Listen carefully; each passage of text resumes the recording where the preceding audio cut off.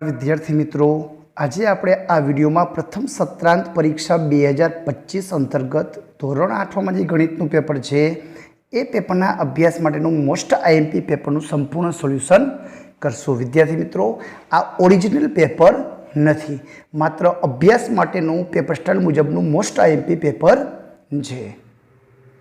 પ્રશ્ન નંબર 1 માં આપેલું છે માગ્યા મુજબ જવાબ આપો, જેમાં આપણને જોડકા આપેલા છે। એમાં અ અને બ વિભાગમાં આપણને ગુણધર્મ આપેલા છે, જેને આપણે કયો ગુણધર્મ લાગુ પડે છે એ આપણે જોડવાનો છે। તો પહેલામાં ડાબી અને જમણી બાજુ બેને ક્રમને બદલાવેલા છે, સરવાળી ક્રિયા છે, તો જવાબ આવશે ક્રમનો ગુણધર્મ લાગુ પડે છે, જવાબ આવશે ડી। બીજામાં બંને બાજુ, પહેલી બાજુ ગુણાકાર અને સરવાળો, તો ગુણાકારનું સરવાળા પર વિભાજન કરવામાં આવ્યું છે, તો અહીં વિભાજનનો ગુણધર્મ લાગુ પડશે। અહીં 15×1 કોઈપણ સંખ્યાનો સંખ્યા સાથે ગુણાકાર સંખ્યા પોતે આવે, એટલે ગુણાકારની તટસ્થ સંખ્યા 1 નો ઘટક છે। કોઈપણ સંખ્યામાં શૂન્ય ઉમેરવાથી જવાબ સંખ્યા પોતે જ આવે, તો શૂન્ય છે સરવાળા વિશેની તટસ્થ સંખ્યા છે। અહીં બંને બાજુ 3 3, એમાંથી 2 2ના જૂથ બનાવેલા છે, તો સરવાળા વિશે જૂથનો ગુણધર્મ સી જવાબ આવશે। તો આ રીતે આપણે જોડકા જોડવાના છે। વિદ્યાર્થી મિત્રો, આ ભાગ નંબર 1 માં આપણે માત્ર હેતુલક્ષી પ્રશ્નનું સોલ્યુશન કરશું, ભાગ નંબર 2 માં દાખલાનું સોલ્યુશન કરશું। અહીં આપેલા દાખલા છે, કેવા દાખલા પૂછાય છે તે જોઈ લેજો, અભ્યાસ કરી લેજો, અને રકમ લખી લેજો અને દાખલા જાતે ગણવાનો પ્રયત્ન કરજો। ભાગ નંબર 2 માં દાખલાનું સોલ્યુશન આવે ત્યારે જવાબની સરખામણી કરી લેજો। અહીં આપણને બી માં ગુણધર્મ ઉપયોગ કરી કિંમત શોધો। અહીં આપણે ગુણધર્મનો ઉપયોગ કરવાનો છે, જ્યાં આપણે ગુણાકારનું સરવાળા પર વિભાજન ગુણધર્મ લાગુ પડે છે, અહીં આપણે ક્રમનો ગુણધર્મ લાગુ પડે છે, તો એ તમારે લખવાનું છે। પ્રશ્ન 2 માં સમીકરણનો ઉકેલ આપેલા છે, જે સમીકરણમાં આપણે ઉકેલ શોધવાના છે। અહીં નીચે પણ પ્રશ્ન 3 માં પણ આપણને સમીકરણો જ આપેલા છે। આગળ જોઈએ, પ્રશ્ન નંબર 4 માં ખરા ખોટા આપેલા છે। નીચેના વિધાન ખરા છે કે ખોટા જણાવો। દરેક ચોરસ સમાંતર બાજુ ચતુષ્કોણ છે, તો જવાબ આવશે સાચું। સમાંતર બાજુ ચતુષ્કોણ ABCDમાં બાજુઓ BC બરાબર 8 સેમી હોય, તો AB 5 સેમી હોય, તો ABC બરાબર 90 અંશ હોય, તો ચતુષ્કોણ ABC લંબચોરસ છે। તો હા, સમાંતર બાજુમાં બે જોડ સમાંતર આવે, 90 અંશનો ખૂણો કીધો છે, તો અહીંયા ચતુષ્કોણમાં લંબચોરસ ચોક્કસથી બનશે। સમલંબ ચતુષ્કોણ છે PQRS, જેમાં PQ સમાંતર RS, જો ખૂણો P બરાબર 100 હોય તો ખૂણો S બરાબર 100 થાય ના, પાસેના ખૂણા છે એ સરખા હોય નહીં, રેખિક જોડના ખૂણા હોય તો બંનેનો સરવાળો 180 અંશ થવો જોઈએ, આ વિધાન ખોટું છે। સમબાજુ ચતુષ્કોણના વિકર્ણો પરસ્પર કાટખૂણે દુભાગે ના, સમબાજુ હોય પણ એની બાજુ છે એના વિકર્ણો દોડતા કાટખૂણો બનતો નથી। લંબચોરસની બધી બાજુના માપ સરખા હોય ના, લંબચોરસમાં સામસામેની બાજુના માપ સરખા હોય એટલે ખોટું આવશે। એના પછી આપણને આપેલું છે પ્રશ્ન 4 માં નીચેના દાખલા ગણો। લંબચોરસ PQRS ના વિકર્ણનું છેદબિંદુ T છે, તો TQ બરાબર 6x + 5 અને PR બરાબર 14x - 6 હોય તો xનું મૂલ્ય શોધો।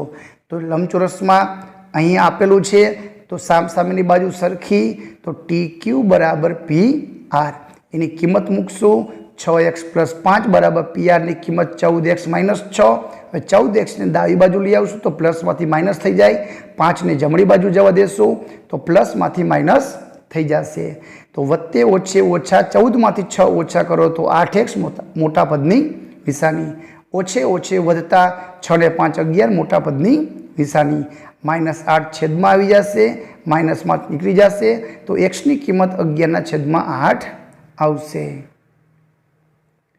એના પછી આપણને દાખલો આપેલો છે કે નીચેની આકૃતિ x શોધો।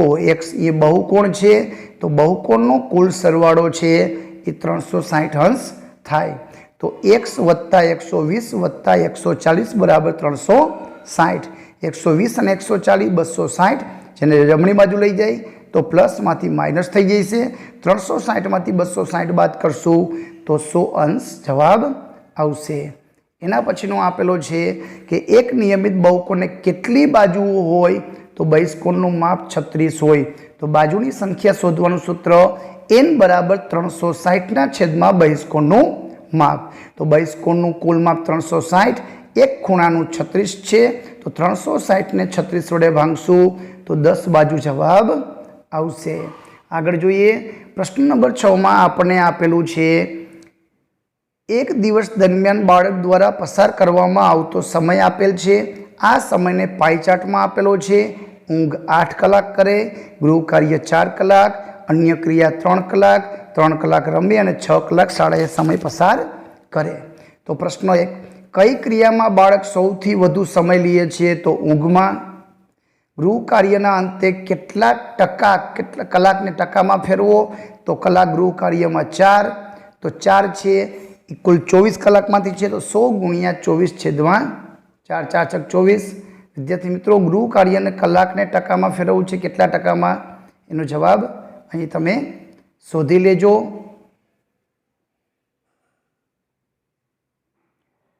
બીજાનો જવાબ છે એ તમારે 100 ભાગ્યા 6 કરવાના રહેશે અને જે મિશ્ર સંખ્યા આવશે આગળની કલાકને પાછળની એટલી મિનિટ આવશે. શાળા સમયની કલાક અંશમાપ શોધો.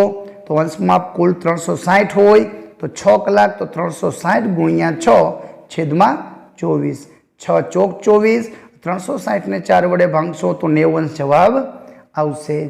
કઈ બે ક્રિયામાં બાળક સરખો સમય વિતાવે છે? તો અન્ય ક્રિયામાં અને રમતમાં. શાળા અને ગૃહ કાર્ય બંને મળીને બાળક કુલ કેટલો સમય ફાળવે છે? તો ગૃહ કાર્ય શાળામાં કુલ 10 કલાક.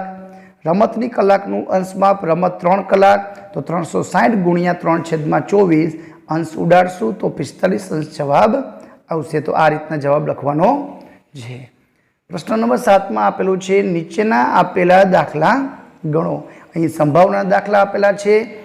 સારી રીતે ચીપેલા 52 પાનાની જોડમાંથી એક પાનું યાદચ્છિક રીતે પસંદ કરીને તે ફૂલીનો હોય, તો ફૂલીના કુલ 13 પાના હોય, તો તેની સંભાવના કુલ 52 પાના હોય, તો એને ઉડાડી તો 13 ચોક 52, તો 1/4 જવાબ આવશે. એક સમતોલ પાસાને એક વખત ઉછાળતા એકી સંખ્યા આવે. પાસા ઉપર કુલ સંખ્યા એકી 1, 3 અને 5, કુલ 3 સંખ્યા આવે છે. કુલ 6 બાજુ છે, તો 3 2 6, તો 1/2 જવાબ આવશે. એક ઠેલામાં 4 લાલ રંગના, 5 સફેદ રંગના, 3 વાદળી રંગના.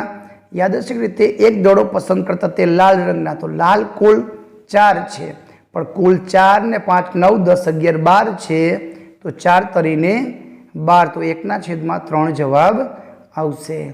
બે સિક્કાની એક સાથે ઉછાળતા બંને સિક્કા ઉપર કાંટો મળવાની સંભાવના 4 વખત પ્રયત્ન કરી ત્યારે 1 વખત બંને સિક્કા ઉપર કાંટો આવવાની સંભાવના છે. તો આ રીતે જવાબ લખવાનો છે. પ્રશ્ન નંબર 8માં પણ આપણે અવયવની રીતે વર્ગમૂળ કીધું છે. અહીં આપણે અવિભાજ્ય અવયવ તો 784 ને અવિભાજ્ય અવયવ આપણે પાડી લેવાના છે. સૌથી પહેલાં 2 વડે ભાગ ચલાવવાનો, ન ચાલે તો 3 વડે ચલાવવાનો, ન ચાલે તો 5 વડે ચલાવવાનો, ન ચાલે તો 7 વડે, અથવા અન્ય સંખ્યા પોતાના વડે ચાલતો હશે. આ જ રીતે ભાગ ચલાવીને પૂર્ણ કરવાના છે. તો વર્ગમૂળના દાખલા, એના પછી પણ આપણને વર્ગમૂળના વ્યવહારિક દાખલા આપેલા છે. સંખ્યાનું વર્ગમૂળ દશાંશ અપૂર્ણાંક અને ઘનમૂળ આપેલું છે કે જેમાં આપણે અવિભાજ્ય અવયવની રીતે જ કરવાનું છે. તો આ બધા જ દાખલાનું સોલ્યુશન આપણે ભાગ નંબર 2માં કરશું. પણ વિદ્યાર્થી મિત્રો, તમે અહીં જે દાખલા આપેલા છે એનો મહાવરો તમે તમારા બુક્સમાં ખાસ કરજો, જેથી કરીને એવા દાખલાનો મહાવરો તમારે થઈ જાય તો તમને પેપરમાં આવડી શકે. તો આ હતું હેતુલક્ષી પ્રશ્નનું સોલ્યુશન.